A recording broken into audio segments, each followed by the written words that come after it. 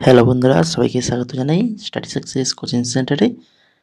আজকে আমরা SSC CHSL 2024-এর একদম লাস্ট শিফট অর্থাৎ 11/7/2024-এর 4th শিফটে যে এক্সাম হয়েছিল, তো সেই এক্সামে যে জেনারেল নলেজের কোশ্চেনগুলো ছিল সেগুলো নিয়ে আলোচনা করব। তো আজকে জিকে ক্লাস নম্বর 36। তো এই 36খানা শিফটে কিন্তু এক্সাম হয়েছে এসএসসি সিএইচএসএল 2024। 36খানা শিফট আমরা কিন্তু আজকে আলোচনা করলেই শেষ হয়ে যাবে। আগের ক্লাসগুলো তোমরা যারা দেখোনি তোমাদেরকে বলবো অবশ্যই দেখে নেবে। তোমাদের যাদের আপকামিং যে সকল এসএসসি এক্সাম, যেমন বর্তমানে সিজিএলের কিন্তু ফর্ম বেরিয়ে গেছে, সিজিএলের ফর্ম ফিল আপ শুরু হয়ে গেছে। তারপরে আবার সিএইচএসএল আসবে, এমটিএস আসবে। তো এগুলো পরপর একের পর এক ফর্ম বেরোবে। তো প্রস্তুতি আগে থেকে নিয়ে রাখো, কম্পিটিশান কিন্তু এখন অনেক। তো কম্পিটিশানের মধ্যে টিকে থাকতে গেলে প্রস্তুতি কিন্তু আগে থেকেই নিয়ে রাখতে হয়। তো আগের ক্লাসগুলো যারা দেখোনি তো অবশ্যই বলবো দেখে নেবে। প্রত্যেকটা কোশ্চেন তোমাদের এসএসসি এক্সামের জন্য গুরুত্বপূর্ণ। আজকের ক্লাসের প্রথম কোশ্চেন দেখো, নিম্নলিখিত কোন তরলে অ্যানথ্রাসিন সহজেই দ্রবীভূত হবে? অ্যানথ্রাসিন সবচেয়ে সহজেই তরলে দ্রবীভূত হয়, সেটা হচ্ছে কোনটা? জল, বেনজিন, মিথেন, না হচ্ছে সোডিয়াম ক্লোরাইড? সঠিক অ্যান্সার কী হবে? না, সঠিক অ্যান্সার হবে অপশান নাম্বার 2, বেনজিন। বেনজিনে সহজেই দ্রবীভূত হবে। তারপরে দেখো 2 নম্বর কোশ্চেন, বস্ত্রশিল্প বিকাশের জন্য প্রাথমিক বছরগুলিতে কোন রাজ্যগুলি তুলা উৎপাদনে মনোনিবেশ করেছিল? তুলা উৎপাদনে মনোনিবেশ করেছিল। সঠিক অ্যান্সার অপশান নাম্বার 3, মহারাষ্ট্র ও গুজরাট। 3 নম্বর কোশ্চেন, 2023 সালে 14ই ফেব্রুয়ারি থেকে কার্যকর হওয়া নিম্নলিখিত রাজ্য বা কেন্দ্রশাসিত অঞ্চলগুলির মধ্যে কোনটির বিধায়কদের বেতন ও ভাতা প্রায় 66% বৃদ্ধি পেয়েছে? বিধায়কদের বেতন ও ভাতা 66% বৃদ্ধি পেয়েছে, সেটা কোন রাজ্য বা কেন্দ্রশাসিত অঞ্চল? তো সেটা হচ্ছে দিল্লি। অপশান নাম্বার 3, সঠিক অ্যান্সার দিল্লি। তারপর চলে যাও 4 নম্বর কোশ্চেন, ভারতের সবচেয়ে পূর্ব প্রান্তে অবস্থিত কোন পাহাড়? সবচেয়ে পূর্ব প্রান্তে অবস্থিত পাহাড়টি হচ্ছে, সেটা হচ্ছে পাটকাই বুম পাহাড়, যেটা ভারতের সবচেয়ে পূর্ব প্রান্তে রয়েছে, ভারত এবং মায়ানমার সীমান্ত বরাবর রয়েছে। 5 নম্বর কোশ্চেন দেখো, মাইক্রোসফট ওয়ার্ডে, কম্পিউটার থেকে কোশ্চেন, মাইক্রোসফট ওয়ার্ডে হেল্প উইন্ডো খোলার সবচেয়ে দ্রুততম উপায় কোনটি? হেল্প উইন্ডো খোলার সবচেয়ে দ্রুততম উপায়, সেটা হচ্ছে F1 ক্লিক করে। F1 ক্লিক করলেই খুলে যাবে। দেখো শর্টকাট কিগুলো আমি অলরেডি টেলিগ্রামে দিয়েছি, তোমরা যারা আমাদের টেলিগ্রামে জয়েন করোনি তো টেলিগ্রামে জয়েন করে যাও। যেহেতু এনটিপিসির এক্সাম চলছে, এনটিপিসিতে কিন্তু কম্পিউটার থেকে কোশ্চেন আসে, তার জন্য আমরা শর্টকাট কি, কম্পিউটারে যে সকল শর্টকাট কী হয় তার একটা লিস্ট আমরা পিডিএফ দিয়ে দিয়েছি টেলিগ্রামে, যারা দেখোনি গিয়ে দেখে নাও। এছাড়া কিছু ফুল ফর্ম দিয়েছি, কম্পিউটার যে শর্ট ফর্মগুলো রয়েছে, রম, র্যাম, আরও অন্যান্য অনেক কিছু রয়েছে, তো তাদের ফুল ফর্মগুলো দেওয়া হয়েছে, তো টেলিগ্রামে গিয়ে দেখে নেবে। এখন 6 নম্বর কোশ্চেন দেখো, সাইলা নৃত্য সম্পর্কে নিম্নলিখিত বিবৃতিগুলির বিবেচনা করুন এবং সঠিক বিকল্প নির্বাচন করুন। 3টে এখানে দেওয়া রয়েছে, কি না হচ্ছে পুরুষ শিল্পীদের একটি দল দ্বারা পরিচালিত হয় সাইলা নৃত্য, তো এটা কি সঠিক? অবশ্যই একদম সঠিক, পুরুষ শিল্পীদের দ্বারা। নৃত্যটি বাঁশের লাঠিতে পরিচালিত হয়, এটাও ঠিক। এটি ফসল কাটার পরে পরিচালিত হয়, এটাও ঠিক। তাহলে 3টেই ঠিক, তাহলে ABC 3টেই ঠিক আছে। সাইলা নৃত্য ভালো করে মনে রাখো। 7 নম্বর কোশ্চেন, 1919 সালে জালিয়ানওয়ালাবাগ হত্যাকাণ্ডে ভূমিকার জন্য কোন ব্রিটিশ কর্নেলকে অমৃতসরের কসাই হিসাবে স্মরণ করা হয়? অমৃতসরের কসাই হিসাবে স্মরণ করা হয় কাকে? 1919 সালে জালিয়ানওয়ালাবাগ হত্যাকাণ্ডের ভূমিকার জন্য।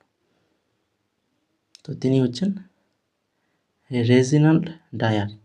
Reginald Dier. তারপরে 8 নম্বর, ভারতীয় সংবিধানের 42তম সাংবিধানিক সংশোধনী আইনটি ড্যাশ সালে পাস হয়েছিল? বলো, এটা আর কতবার আলোচনা করব, কতবার তোমরা এই সেলের যে ক্লাসগুলো করিয়েছি, তো এই ক্লাসের মধ্যে এই 36খানা শিফটের মধ্যে কতগুলো শিফটে এই কোশ্চেনটা এসছে তোমরা শুধু একবার দেখে নেবে। এই জন্য বলে রাখি, প্রত্যেকটা আমি এমটিএসের স্টুডেন্টদেরও বলে থাকি বা সিএইচএসএল স্টুডেন্টদেরকে বারবার বলে থাকি যে এসএসসি এক্সাম মানে এই কোশ্চেনটা কিন্তু অবশ্যই থাকবে, ঠিক আছে? কোন সালে পাস হয়েছিল? সঠিক অ্যান্সার হয়ে যাবে 1976 সালে 42তম সংশোধনীর মাধ্যমে, ঠিক না? এটা বারবার বলে থাকি এই কথাটা। তারপরে দেখো 9 নম্বর question, press and resistance of books PRB আইনটি কোন বছর প্রণীত হয়েছিল? Press and resistance of books, এটা 1867। কবে? 1867 সালে প্রণীত হয়েছিল। 10 নম্বর কোশ্চেন, নিম্নলিখিতদের মধ্যে কে সবুজ বিপ্লবের সাথে সম্পর্কিত নন? নন বলেছে, এখানে দেখতে পাচ্ছ নন। চিদম্বরম সুব্রমণিয়াম, ইনি কিন্তু সবুজ বিপ্লবের সাথে যুক্ত। এম এস স্বামীনাথন তো অবশ্যই, এটা বারবার আলোচনা করছি যে নরম্যান বোরলাগ ইনি তো যুক্ত রয়েছেন, কিন্তু এই যে পি চিদম্বরম ইনি কিন্তু সবুজ বিপ্লবের সাথে যুক্ত নন। এই এম এস স্বামীনাথন আর হচ্ছে নরম্যান বোরলাগ, এনাদের নাম তো বারবার আমরা আলোচনা করেছি প্রত্যেক ক্লাসে। নরম্যান বোরলাগ একজন আমেরিকান কৃষিবিদ, যাকে সবুজ বিপ্লবের জনক বলা হয়। এই সবুজ বিপ্লবের জনক কাকে বলা হয়? নরম্যান বোরলাগ। আর ভারতের সবুজ বিপ্লবের জনক বলা হয় কাকে? এম এস স্বামীনাথনকে। এই দুটো কথা ভালো করে মনে রাখো, বহুবার আলোচনা করেছি এনটিপিসি ক্লাসে বা এমটিএস সিজিএল প্রত্যেকটা ক্লাসে, সিএইচএসএল ক্লাসে আলোচনা করেছি এগুলো। তোমরা যারা টেলিগ্রামে জয়েন করোনি টেলিগ্রামে জয়েন করে যাও, বিভিন্ন নোটস কিন্তু ওখানে থেকে পেয়ে যাবে। আর এমটিএস যদি তোমরা প্রিপারেশান বা এসএসসি যে কোনো এক্সামের জন্য প্রিপারেশান নিয়ে থাকো, তাহলে তোমাদের জন্য কিন্তু এই পিডিএফগুলো কিন্তু ভেরি ভেরি ইম্পর্টেন্ট। 4খানা PDF GK, current affairs, strategy, English. 4খানা পিডিএফ জিকে কিন্তু রয়েছে 6200 plus MCQ plus extra details. শুধুমাত্র প্রশ্ন উত্তর নয়, প্রশ্ন উত্তরের সাথে সাথে এক্সট্রা ডিটেলস দিয়ে কিন্তু এই প্রশ্ন উত্তরগুলো আলোচনা করা রয়েছে জিকেতে 6200 প্লাস, ঠিক আছে? তো যদি নিতে চাও এই পিডিএফগুলো, 4টা পিডিএফ মিলে মূল্য পড়বে হচ্ছে 199 টাকা। আর শুধুমাত্র যদি জিকে পিডিএফটা নিতে চাও তাহলে 149 টাকা। তার জন্য তোমাদেরকে এই হোয়াটসঅ্যাপ নাম্বার দেখতে পাচ্ছ 6294528484, এই হোয়াটসঅ্যাপ নাম্বারে তোমাদেরকে হাই লিখে মেসেজ করতে হবে। হাই লিখে মেসেজ করলে পরবর্তী স্টেপ আমরা তোমাদেরকে জানিয়ে দেবো, ঠিক আছে? এবার দেখো 11 নম্বর কোশ্চেন। 11 নম্বর কোশ্চেনে কী রয়েছে? ভারতে 2011 সালের জনগণনা অনুসারে নিচের কোন রাজ্যে সবচেয়ে বেশি বৌদ্ধ জনসংখ্যা রয়েছে? সবচেয়ে বৌদ্ধ জনসংখ্যা রয়েছে, এটা কোন রাজ্যে? সঠিক অ্যান্সার কী হবে? না, সঠিক অ্যান্সার হবে মহারাষ্ট্র। তো কোন রাজ্যে কোন ধর্মের জনসংখ্যা বেশি, বা আমাদের ভারতের ধর্ম মানে কোন ধর্মের জনসংখ্যাটা সবচেয়ে বেশি, কত পার্সেন্ট, তার সমস্ত কিছু কিন্তু আমাদের এই এমটিএসের যে জিকে পিডিএফটা রয়েছে ওর মধ্যে কিন্তু এক্সট্রা ডিটেলসের মাধ্যমে আলোচনা করা রয়েছে। পিডিএফটা নিলে তোমরা দেখতে পাবে সমস্ত কিছু এমটিএস বা এসএসসি এক্সামের জন্য যা কিছু দরকার তা কিন্তু ওই একটা পিডিএফের মধ্যেই একদম এক্সট্রা ডিটেলসের মাধ্যমে সব কিছু দেওয়া রয়েছে। এবার দেখো 12 নম্বর কোশ্চেন, 2023 সালের মার্চ মাসে উত্তরাখণ্ড সরকার রাজ্য সরকারি চাকরিতে রাজ্য বিষয়ক কর্মীদের জন্য কত শতাংশ অনুভূমিক আসন সংরক্ষণ অনুমোদন করেছিল? কত শতাংশ? না, সঠিক অ্যান্সার হবে 10%। তারপরে দেখো 13 নম্বর, দিল্লি সুলতানি শাসকদের মধ্যে কে মালিক কাফুরের নেতৃত্বে দক্ষিণ ভারত জয়ের জন্য তার সেনাবাহিনী প্রেরণ করেছিল? মালিক কাফুরের নেতৃত্বে দক্ষিণ ভারত জয়ের জন্য তার সেনাবাহিনী প্রেরণ করেছিল, তিনি হচ্ছেন আলাউদ্দিন খিলজি। আলাউদ্দিন খিলজি। কোন ব্যক্তি বিভাজনের সময় ক্রোমোজোমের পদ্ধতিগত অধ্যয়ন প্রথম করেছিলেন এবং এই প্রক্রিয়াকে মাইটোসিস নামকরণ করেছিলেন? এই প্রক্রিয়াকে মাইটোসিস নামকরণ করেছিলেন বা মাইটোসিস নামকরণ করেছিলেন কে? সঠিক অ্যান্সার হবে option number 3, Walther Flemming. Walther Flemming. তারপরে 15 নম্বর, প্রতি বছর ফেব্রুয়ারি মাসে রাজস্থান পর্যটন উন্নয়ন নিগম কর্তৃক এই উট উৎসবটি দেশেতে আয়োজন করা হয়।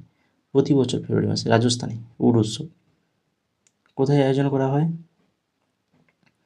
বিকানের, রাজস্থানের বিকানে আয়োজন করা হয়। ভারতের জাতীয় গানটি কোন বই থেকে সংকলিত? আমাদের ভারতের জাতীয় গান বন্দে মাতরম, তাই তো? তো সেটা হচ্ছে আনন্দমঠ, বঙ্কিমচন্দ্র চট্টোপাধ্যায়ের আনন্দমঠ গ্রন্থে রয়েছে। তারপরে দেখো 17 নম্বর কোশ্চেন, মূল সংবিধানে কেন কোনো মৌলিক কর্তব্যের উল্লেখ ছিল না? মূল যে সংবিধান ছিল সেখানে কিন্তু কোনো মৌলিক কর্তব্যের উল্লেখ ছিল না, এটাও মনে রাখো তোমরা, ইম্পর্ট্যান্ট। তার সঙ্গে কেন ছিল না সেটাও জেনে রাখো। আশা করা হয়েছিল যে দেশের নাগরিকরা স্বেচ্ছায় তাদের কর্তব্য পালন করবে। মৌলিক আমাদের সংবিধান যখন তৈরি করেন, যিনি তৈরি করেছিলেন তিনি মনে করেছিলেন যে আমাদের ভারতের যারা নাগরিক রয়েছেন তারা স্বেচ্ছায় সেই কর্তব্যগুলো পালন করবেন, কিন্তু পরবর্তীতে দেখা যায় যে পালন না করার কারণে তো আবার মৌলিক কর্তব্যগুলো সংবিধানে অ্যাড করা হলো। শরণ সিং কমিটির সুপারিশে 1976 সালে 42তম সংশোধনী, এই যে এটা বারবার করেছি আলোচনা, 1976 সালে 42তম সংশোধনী আইনের মাধ্যমে মৌলিক কর্তব্যগুলি যুক্ত করা হয়েছে। এই কর্তব্যগুলি সংবিধানের অংশ 4A এবং 51A ধারায় অন্তর্ভুক্ত করা হয়েছে। তো এ বারবার আলোচনা করে রাখা হয়েছে, আর এখান থেকে কিন্তু কোশ্চেন কিন্তু আসবেই আসবে, একদম 100% গ্যারেন্টি যে এসএসসির এক্সামে এইখান থেকে কিন্তু কোশ্চেন আসবেই আসবে। 18 নম্বর কোশ্চেন দেখো, এমএস এক্সেলে কোন ফাংশন ব্যবহার করে নির্বাচিত কলামের সর্বোচ্চ মান গণনা করা হয়? এমএস এক্সেলের কোন ফাংশন ব্যবহার করে? তো সেটা হচ্ছে ম্যাক্স, ম্যাক্স ব্যবহার করে নির্বাচিত কলামের সর্বোচ্চ মান গণনা করা হয়। নিম্নলিখিত মধ্যে কে হিন্দুস্তানি শাস্ত্রীয় সঙ্গীতের সাথে সম্পর্কিত? হিন্দুস্তানি শাস্ত্রীয় সঙ্গীতের সাথে যুক্ত তিনি হচ্ছেন মল্লিকার্জুন মনসুর, যিনি হিন্দুস্তানি শাস্ত্রীয় সঙ্গীতের সাথে যুক্ত। বাকি যিনারা রয়েছেন অরুণা সাইরাম, শ্রীনিবাস আইয়ার আর হচ্ছে রামানুজ আয়েঙ্গার, এই তিনজন প্রত্যেকে হচ্ছে কর্ণাটক সঙ্গীতশিল্পী, ঠিক আছে। এরপরে দেখো 20 নম্বর কোশ্চেন, ক্রিকেটে দ্রুত মাথা উঁচু করে বল ডেলিভারি করাকে ড্যাশ বলে? কারণ মাথার উপর দিয়ে যদি বল যায়, ঠিক আছে, কোনো ব্যাটসম্যানের মাথার উপর দিয়ে দ্রুত যদি বল চলে যায় তখন সেটাকে কি বলা হয় না, হচ্ছে বাউন্সার বলা হয়, বাউন্সার, ঠিক আছে, বাউন্সার বলা হয়। 21 নম্বর কোশ্চেন দেখো, সরকার রাজস্ব ঘাটতি কমানোর জন্য নিম্নলিখিত কোন ব্যবস্থা গ্রহণ করতে পারে? সরকার রাজস্ব ঘাটতি কমানোর জন্য কি করতে পারে না, হচ্ছে কর সংস্কার করতে পারে। 22 নম্বর, অশ্বারোহী খেলায় ড্যাশ ঘটে যখন একটা ঘোড়া বা আরোহী লাফের এমন একটা উপাদান নামিয়ে দেয় যা একটা বাধার উচ্চতা স্থাপন করে? কি ঘটে না, হচ্ছে নকডাউন ঘটে যখন।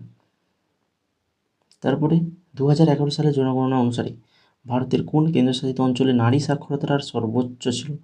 নারী সাক্ষরতার হার,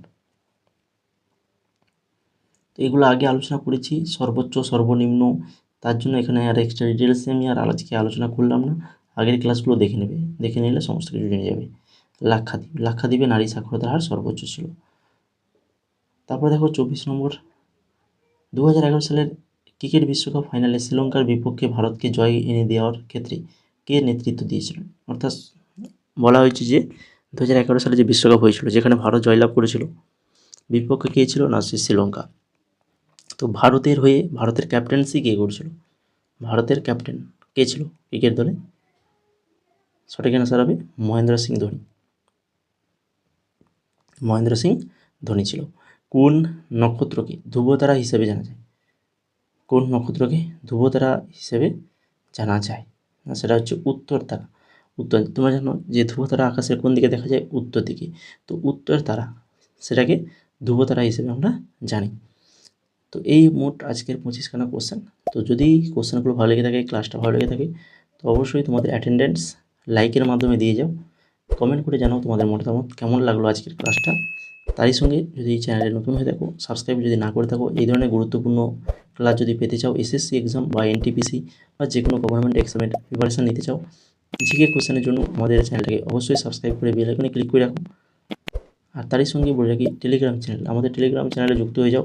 রিসেন্ট যে সিজিএল এর ফর্ম বেরিয়ে গেছে, তার নোটিফিকেশান বেরিয়ে গেছে, সেটা আমরা অলরেডি টেলিগ্রামে দিয়ে দিয়েছি, তোমরা দেখে নিতে পারো। তাছাড়া বিভিন্ন নোটস তো আমরা দিয়েই যাচ্ছি, ওখানে তোমরা নোটস পাবে, এক্সাম রিলেটেড আপডেট পেয়ে যাবে। এবং এই এমটিএস 2025 যদি পিডিএফগুলো নিতে চাও, তাহলে অবশ্যই স্ক্রিনে দেওয়া হোয়াটসঅ্যাপ নাম্বারে মেসেজ করো। স্ক্রিনে যে হোয়াটসঅ্যাপ নাম্বারটা দেখতে পাচ্ছ, এই হোয়াটসঅ্যাপ নাম্বারে হাই লিখে মেসেজ করো যদি নিতে চাও। 4খানা পিডিএফের মূল্য 199 টাকা। আর যদি শুধুমাত্র জিকে পিডিএফ নাও তাহলে কি 149 টাকা। শুধু জিকে 6200 প্লাস 6200 বেশি এমসিকিউ প্লাস এক্সট্রা ডিটেলস। শুধুমাত্র এমসিকিউ নয়, প্রশ্ন উত্তর নয়, প্রশ্ন উত্তরের সাথে সাথে এক্সট্রা ডিটেলস দেওয়া রয়েছে প্রত্যেকটা কোশ্চেনে। ঠিক আছে, যদি নিতে চাও তাহলে হোয়াটসঅ্যাপ নাম্বারে মেসেজ করো।